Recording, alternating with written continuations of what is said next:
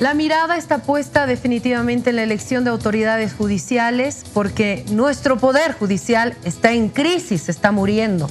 La gente no tiene esperanza en la justicia. Y entonces la tarea que van a tener estos hombres y estas mujeres va a ser realmente importante. Está con nosotros la presidenta de la Cámara de Diputados, Gabriela Montaño. Bienvenida, presidenta, un placer tenerla acá en Todo a Pulmón. Muchas gracias por la invitación, un gusto estar de nuevo acá, Priscila. Presidenta, la tarea que van a asumir las nuevas autoridades realmente va a ser importante. ¿Es por eso que hay tanta polémica también dentro de esta comisión para trabajar el reglamento? A ver, yo creo que no hay una fórmula mágica, de varita mágica para la transformación de la justicia en el país. Son muchísimos aspectos los que tienen que ver con la transformación de justicia. Uno de los temas es la elección de las máximas autoridades, pero no lo es todo. Las máximas autoridades del órgano judicial, siendo la cabeza del órgano judicial, tienen una enorme responsabilidad, pero también la tienen cada uno de los administradores y las administradoras de justicia en los juzgados, en el Ministerio Público, como otra instancia independiente del órgano judicial y del resto de los órganos del Estado. Las normativas que se han transformado en estos últimos años son importantes. Los recursos que puedan implementarse para la calidad de atención del órgano judicial, la utilización de tecnología, la formación y capacitación permanente de los administradores de justicia, es decir, son una serie de variables. Hoy, una de las que estamos tocando y que estamos tratando de mejorar en este momento tiene que ver con la elección de las autoridades del órgano judicial. La población recordará que cuando se eligió a estas autoridades, se hizo un proceso de preselección. Primero, la Constitución manda que la Asamblea Legislativa Plurinacional, por 2/3 de sus miembros, preseleccione a estas candidaturas que luego van a pasar al voto popular y va a ser la gente la que va a definir. Entonces, lo que tenemos que hacer, Priscila, y a la población que nos está viendo, es detectar cuáles fueron las falencias del anterior proceso para tratar de mejorarlas. Primera falencia que se detectó en el proceso de preselección en la Asamblea Legislativa Plurinacional. Recordará usted y recordará todo el país que una de las observaciones que se presentó en este momento, y se lo hizo también hace algunas semanas, desde voces diversas, es el tema de que haya una puntuación en el proceso de preselección, en todo el proceso de evaluación, y esa puntuación sea considerada a la hora de la decisión de los 2/3 de la Asamblea Legislativa Plurinacional. Eso no hubo en la anterior. Eso no hubo en el anterior caso, y ahora se está planteando que exista una puntuación. Es decir, cada postulante, ya sea hombre o mujer, para cada una de esas instancias, el Tribunal Supremo de Justicia, el Consejo de la Magistratura, el Tribunal Constitucional y el Tribunal Agroambiental, van a llegar a la Asamblea con una puntuación, después de todo un proceso de preselección. ¿Antes de la Asamblea? Antes de la Asamblea. ¿Quién va a hacer ese proceso previo? Ahora, el proceso previo, la otra observación que se hizo en su momento y se la hizo ahora también, es que no sean solamente miembros de la Asamblea los que hagan este proceso de evaluación. ¿Qué se está proponiendo ahora en la modificación del reglamento? Que el sistema universitario, a través de la CV, delegue a 8 personas el acompañamiento en todo el proceso de preselección, y que lo haga de manera conjunta con las comisiones mixtas de Constitución y de Justicia de ambas cámaras. Es decir, estos 8 miembros no van a ser simplemente observadores del proceso, sino que van a participar protagónicamente en todo el proceso. Otra de las observaciones que se hizo es que no había una evaluación suficientemente específica de la meritocracia y del conocimiento de la gente que participó. La meritocracia se eliminó la anterior vez. No, no se eliminó totalmente. Pero no contaba como puntuación. Era más importante un aval político de un movimiento social. Eso tampoco es cierto, Priscila. Yo he sido parte, era senadora, y no es cierto. No tenía ningún puntaje el aval de ninguna organización social. Pero tenía cada uno de los candidatos un respaldo, ¿o no? No, tampoco. Ahora tampoco lo habrá. O sea, quien se postule de manera individual o quien sea postulado por el comité cívico de un departamento o por una organización social entrará en las mismas condiciones igual que se lo hizo la anterior vez. ¿Cuál es la diferencia en este caso? En este caso hemos trabajado con el sistema universitario a través de sus delegados representantes del CV, un sistema de calificación que lo tenemos acá, en el cual existen 3 momentos. Perdón. Adelante. Existen 3 momentos. Un momento, 3 momentos de la evaluación y una etapa previa. Una etapa previa en la que se verifica que todos los postulantes y las postulantes cumplan los requisitos que están establecidos en la Constitución y en la ley. En ese momento, si alguien, por ejemplo, si un varón no presenta su libreta de servicio militar o su certificación que otorga las Fuerzas Armadas, no pasa al resto de los momentos de la evaluación. Automáticamente queda eliminado. Queda eliminado. Ya. Si una persona no acredita su título en Derecho y una antigüedad de 8 años, que es un requisito que establece la Constitución para los 3 tribunales, en el caso del Consejo de la Magistratura no solo son abogados, pueden ser economistas, pueden ser auditores, pueden ser otro tipo de profesionales también, pero también pueden ser abogados, tampoco pasará al resto de las fases. Luego de que se pase ese primer filtro, que implica simplemente un cumple, no cumple, porque en ese caso no se califican los requisitos. Debe cumplir el 100% de los requisitos. Basta que no cumpla un requisito para que no pase al resto del proceso de evaluación. Luego hay una fase de impugnación ciudadana que hemos tenido en todos los procesos y que es lo lógico. Cualquier ciudadano o ciudadana, si conoce un hecho de falta de ética, si conoce que el postulante no cumple algún requisito, tiene el derecho de denunciarlo ante las comisiones de la Asamblea y evitar que pase al resto del proceso de evaluación. En el proceso en sí mismo de evaluación de méritos y examen de competencia, hay 3 fases. Una, que es la evaluación del currículum. Esa vale 40 puntos. Ya. Una segunda fase, que es el examen escrito, que vale 30 puntos. Y una tercera fase, que es la entrevista, que vale 30 puntos.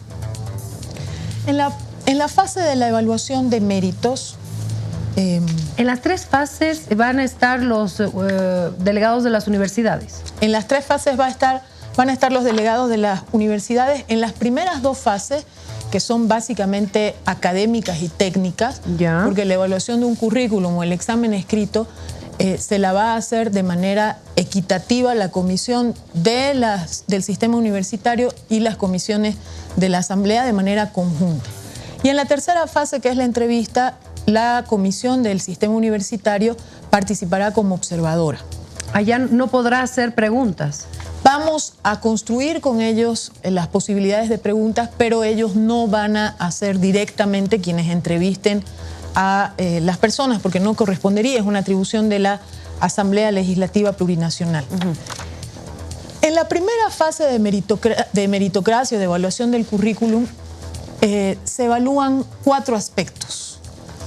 El primero, que es la formación académica, es decir, si la persona tiene título de licenciatura, de especialidad, de maestría, diplomado, doctorado, y cada una de esos títulos universitarios, de esos grados académicos, tiene una puntuación ya definida, preestablecida, que no... O sea, si tiene una maestría tiene más puntos. Exactamente, ¿no? El máximo puntaje que se va a poder obtener en esa evaluación de la formación académica son 14 puntos. Ya.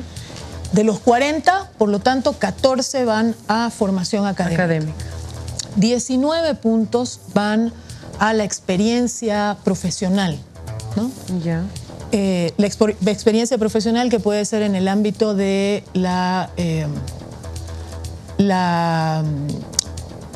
en el ámbito del órgano judicial, del Ministerio Público, de la defensa legal del Estado, etcétera, pero además puede ser en el ejercicio libre de la profesión, ¿no?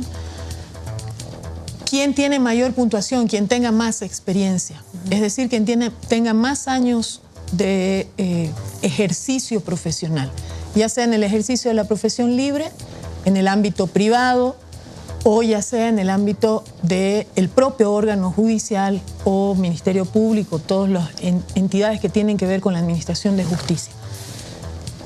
El tercer elemento que se califica es la producción intelectual. La producción intelectual tiene 5 puntos. Escribir libros. Exactamente. Perdón, no la producción intelectual son 5 puntos, perdón. La docencia son 5 puntos. Docencia. La experiencia en docencia, ya sea en una universidad pública o privada, y mientras más años de docencia tenga esta persona, mayor puntaje tendrá. Y finalmente, sí, la producción intelectual, que tiene que ver con la producción de libros, la publicación de artículos, pero que sean arbitrados en revistas que tienen que ver con el ámbito de la justicia, ya sea en revistas nacionales, internacionales, etc. Y finalmente hay un puntaje para quienes hayan ejercido como autoridades indígenas originarias campesinas, que son 2 puntos, ¿no? Lo máximo que podría obtenerse por ese ámbito son 2 puntos. O sea, pero las personas que no fueron autoridades indígenas ya tienen menos esos 2 puntos. El que no tiene doctorado tiene menos puntos también, el que no tiene maestría tiene menos puntos también, el que no ha ejercido la docencia nunca tiene menos puntos también, el que nunca ejerció, por ejemplo. Pero estos 2 puntos que parecieran no ser mucho son muy característicos, ¿no? O sea, no todos van a poder cubrir esos 2 puntos, por eso. Tampoco todos van a poder ser doctores en Derecho. La diferencia es que igualdad, no hay una igualdad. O sea, un doctorado vale 10 puntos y el haber ejercido una responsabilidad de autoridad indígena originario campesino vale 2 puntos. Pero el hecho de que una autoridad indígena tal vez tiene un doctorado, entonces ya tiene una ventaja, porque tiene el doctorado y fue autoridad indígena. Lo que tal vez una persona de la, no sé, de la ciudad o qué sé yo, no haya y no podrá ser autoridad indígena. Ahí tenemos algo que no hay equilibrio. O sea, sí, una autoridad indígena puede tener un doctorado, Priscila, pero la otra persona no podría ser autoridad indígena. ¿Por qué? ¿O sí podría? Por supuesto que sí. ¿Cómo funciona eso entonces? No se define el haber sido autoridad indígena el hecho de que no pueda tener un doctorado o una maestría. Eso es falso. O sea, es un preconcepto que no debemos utilizar. Me parece excelente. Una persona que es autoridad indígena puede tener un doctorado. Que haya sido en algún momento. Ajá. Muy pocas personas van a cumplir el 100% del puntaje, seguramente.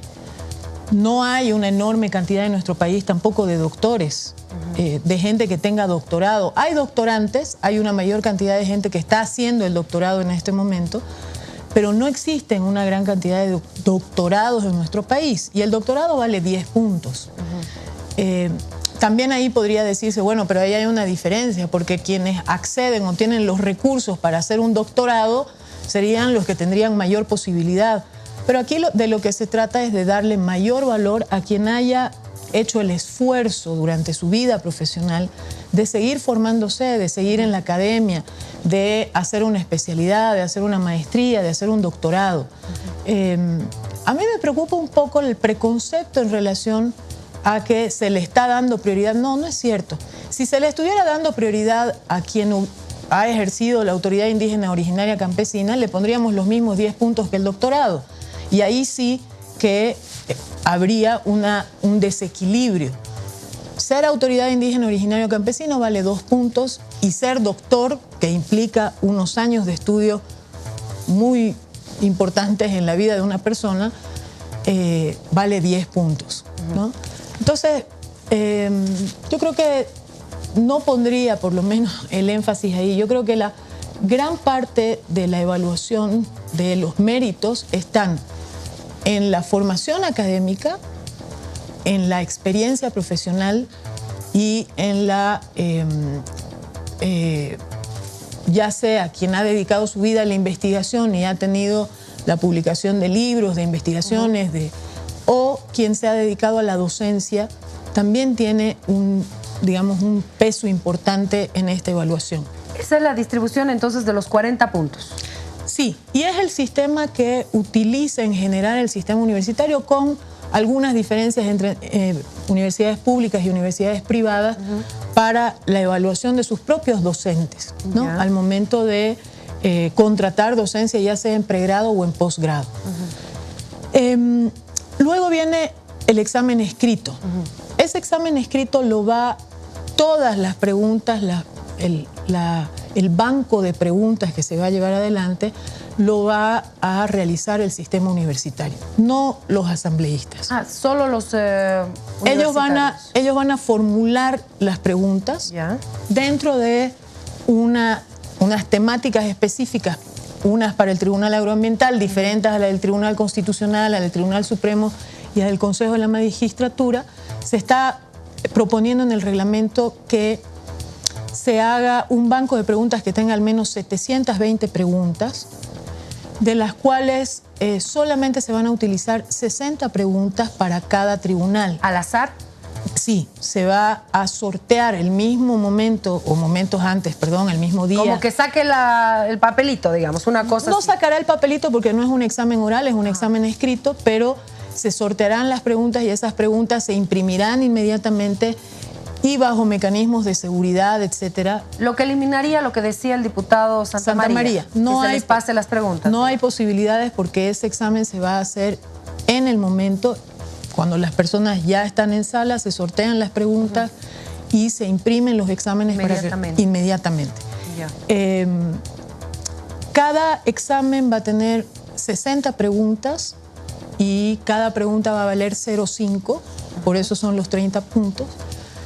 Y por supuesto, no tendrán ni siquiera los asambleístas van a tener la posibilidad de realizar las preguntas, porque las preguntas van a ser acumuladas, realizadas, escritas por los representantes del sistema universitario. Y finalmente, una entrevista. La entrevista tiene por objetivo ver el desempeño y el desenvolvimiento de estas autoridades. Va a ser el único momento en el que los asambleístas y las asambleístas de las comisiones mixtas y también los observadores del sistema universitario, que son los mismos, las 8 personas, van a tener la oportunidad de tener un contacto directo con estas personas, conocer su capacidad de análisis, su capacidad de fundamentación, en un sistema de justicia que pretende convertirse y pasar a la oralidad plena. Es muy importante que una autoridad tenga un buen desenvolvimiento en el ámbito de la comunicación, en la justificación de sus decisiones, etcétera, y eso es lo que se va a evaluar en la entrevista. Entonces, ese es el sistema de evaluación. Luego de que se haga toda esta evaluación, quienes tengan un mínimo de 56 puntos podrán pasar en una lista con esa puntuación, con la calificación que hayan obtenido, a la Asamblea Legislativa Plurinacional para que la Asamblea tome una decisión por 2/3 de todos los miembros de la Asamblea. 56 no es muy bajo. 56 es el puntaje que se exige en el sistema universitario también para la calificación de docentes. Evidentemente, nuestra decisión es elegir a las mejores y los mejores. Miren, nosotros hemos aplicado el sistema de evaluación de méritos, por ejemplo, a los propios diputados de la oposición que hoy día estaban reunidos con nosotros. Obtener los 40 puntos no es fácil. No, seguro. No es fácil. Haciendo ese detalle. Seguramente quienes tengan un doctorado y su licenciatura y un doctorado podrán obtener el máximo de calificación en la formación académica. Mínimamente, para tener el máximo de puntaje en experiencia profesional se tiene que tener 20 años de experiencia profesional más al menos 10 a 15 años de experiencia en el propio órgano judicial o en el Ministerio Público. Es decir, realmente se intenta que sean los mejores y las mejores las que lleguen a poder ser candidatos en el órgano judicial y que la población elija quien elija la papeleta, tendremos la certeza de que es gente que tiene una formación académica adecuada y que tiene una experiencia profesional adecuada. Presidenta, nos ha quedado clara la explicación del detalle de qué es lo que va a suceder. Falta todavía mucho camino por recorrer y de verdad coincidimos que tienen que ser los mejores para llevar adelante el Poder Judicial. Lo requiere y lo pide la población, así que vamos a hacer el seguimiento. Muchísimas gracias. Una aclaración más, Priscila. Adelante, por favor. Si me permite. Tenemos plazos, yo quisiera que la población conozca esto, para poder llegar a la elección en octubre, el 22 de octubre. Ya como fecha cerrada. Como fecha que hemos, ha sugerido el Tribunal Supremo Electoral. Ya. Avanzar más allá en las fechas implicaría entrar en una época de lluvias en nuestro país generalmente, que complica la logística en algunas regiones del país, como ven, sobre todo el oriente boliviano, pero en todo el país se complica más. Por eso queremos mantener esa fecha de octubre. Y para llegar al 22 de octubre necesitamos el 29 de abril publicar la convocatoria. Como máximo. Como máximo. Eso es finales de la siguiente semana. Lo que nosotros estamos haciendo es tratar de generar un consenso con la oposición al interior de la Asamblea. Hemos generado un consenso ya con el sistema universitario y una predisposición absoluta de poder participar en todo este proceso. Todos estos números de los que le he hablado, puntaje, etcétera, etcétera, lo hemos trabajado con ellos de manera consensuada, pero tenemos la próxima semana, antes de publicar la convocatoria, tiene que estar aprobado el reglamento en la Asamblea Legislativa Plurinacional, y antes de aprobar el reglamento, en esta semana y los primeros días de la próxima semana tendremos que aprobar las modificaciones que se requieren a la ley 025, 026, 027. Entonces, obviamente tenemos la mayor predisposición de consensuar, pero también tenemos unos plazos que debemos cumplir porque no se trata solo del proceso de preselección en la Asamblea, sino de un proceso electoral posterior que tiene plazos, que tiene tiempos, que les hemos ampliado tiempos, y eso es importante que sepan los medios de comunicación. Parte de las propuestas de modificación de la ley, de las leyes, tienen que ver con que los candidatos luego, que vayan a ser preseleccionados por la Asamblea, puedan tener mayor flexibilidad en su participación en medios de comunicación, por ejemplo, para que pueda conocer la población a estos candidatos y candidatas. Y eso también es parte de esas modificaciones de ley. Entonces, hay una serie de condiciones, no es tan sencillo. Usted me decía fuera de cámaras, antes de que empecemos la entrevista, no es tan fácil consensuar, se lo confirmaba yo, pero estamos haciendo todos los esfuerzos. Hemos tenido ya 4 reuniones con la mesa multipartidaria donde están las bancadas de Unidad Demócrata, de PDC, del MAS. Lamentamos, sin embargo, que a pesar de que tenemos ese espacio de concertación, hayan propuestas que salen aisladas por todos lados, cuando ese es el espacio institucional. No en la mesa. No en la mesa. Hoy día la diputada Norma Pierola, algunas instancias de otras agrupaciones o partidos políticos han ido presentando propuestas sueltas cuando hay canales que deben ser los canales institucionales. Y lo último que quiero decir es una cosa, Priscila.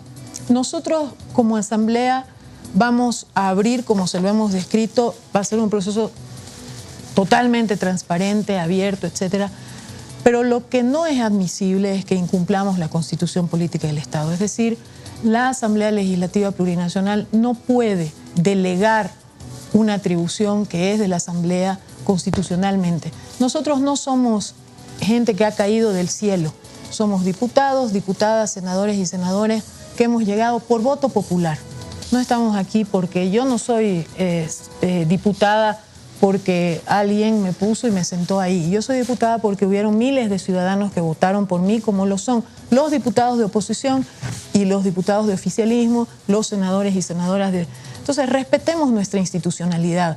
O sea, tampoco es admisible escuchar que la Asamblea Plurinacional no está... no es apta para llevar adelante este proceso de preselección y punto. Entonces hay que buscar a unos ángeles que caigan del cielo. Y eso no es admisible. Hay una atribución constitucional y se la tienen que respetar. Gracias, Presidenta, por haber estado con nosotros.